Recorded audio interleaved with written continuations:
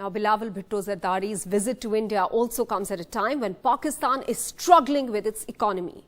Prime Minister Shehbaz Sharif has been reaching out to Saudi Arabia and the UAE for help, but the country is still short of enough to meet the IMF's demands for release of $1.1 billion help. Pakistan is the second country in India's neighborhood to come to a stage of economic unraveling within a year's time, a situation that is certainly not good for the larger stability of the region.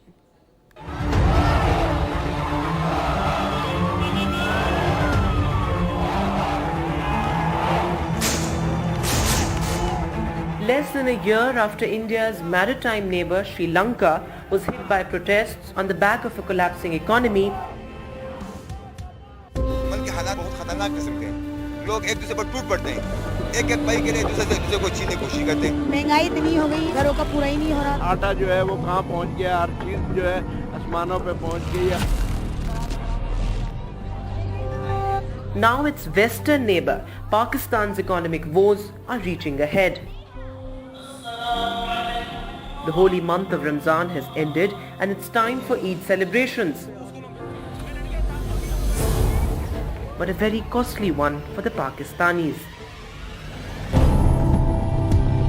Inflation is at a 6-decade high in the country, which means prices of most items, including food items, are going through the roof.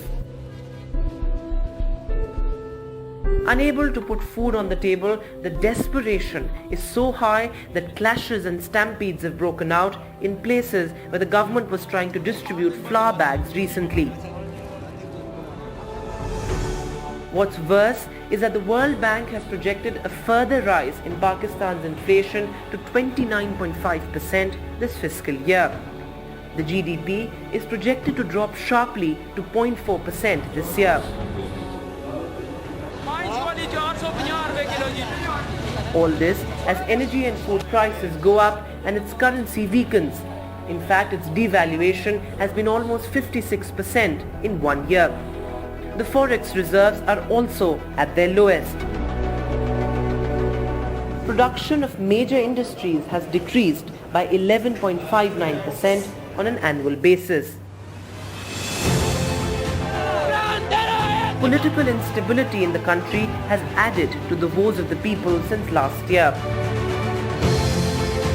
The year that saw flash floods wiping out much of their crops, and this explains the shortage of food. The Ukraine war has only further added to the food and fuel crisis.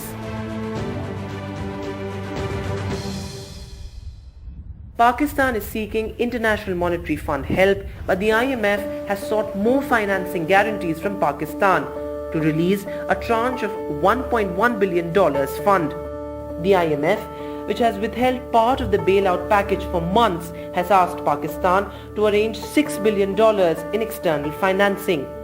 So far, Islamabad has managed to secure a commitment of $2 billion from Saudi Arabia and $1 billion from the UAE, reducing the required amount to $3 billion. The big question remains, will Pakistan be able to arrange another $3 billion to bring some respite to its people?